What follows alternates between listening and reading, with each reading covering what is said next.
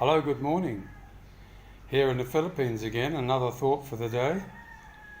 Have you ever thought about how in the Philippines the idea, Chinese mainly idea, but it's really quite an Asian thing, and that is saving face.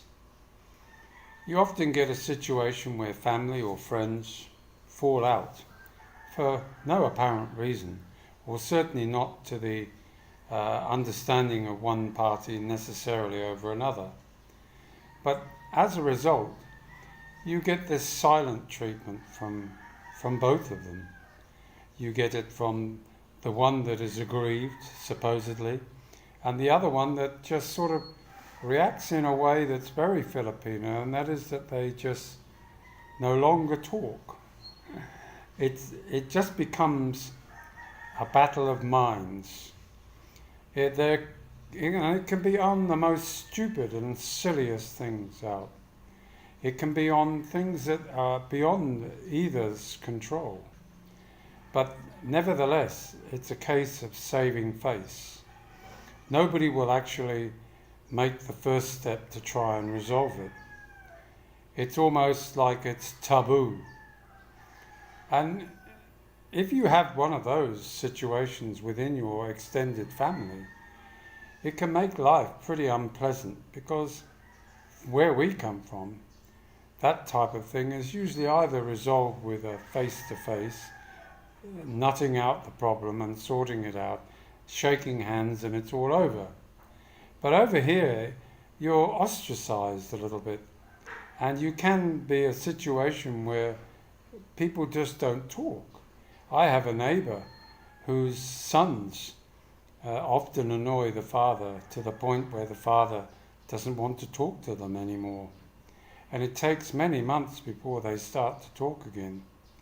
And maybe the death in the family of somebody will only bring them together, but reluctantly. But from that point on, it sort of smooths things over gently. But if, as a foreigner, we can't afford the luxury of resolving the issue by being the first one to go and confront the other one. Because to do so would be, again, saving face. But it's not saving face for the one that's trying.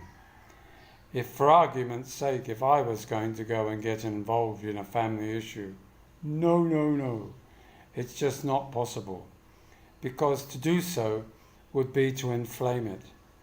For some reason, if you're a Filipino and you get involved as a husband or a brother-in-law or something like that, that's okay.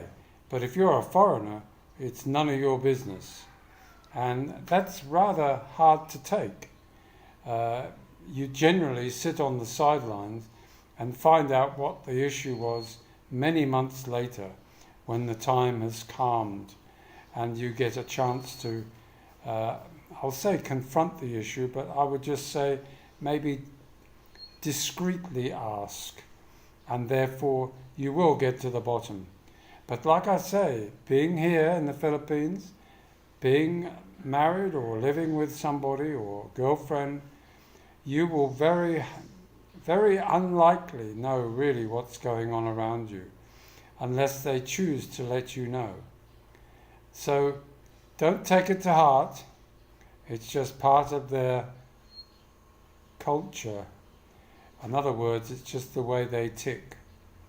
And we just have to adapt and accept that that's the way it is, as much as it annoys one from the West to see it happening. You think, why harbour such things? But there again, in the West, we can fall out with our kids, we can fall out with our friends and our relatives the same way, but we can deal with it in a different way than they do here. So, if you like this video, please help me. I need those thumbs up. Not 10%. If you watch the video, before it starts to play, press the like button. You don't have to like it. You can tell me you don't like it in the comment. But by doing that, it helps the algorithm and it gets more people watching it, and therefore the message is spread. So you have a great day, and I'll speak again maybe tomorrow. I think it's the Holy Week coming up. They call it the Holy Week here. We call it Egg Week, chocolate, Easter bunnies. You have a great day. Bye now.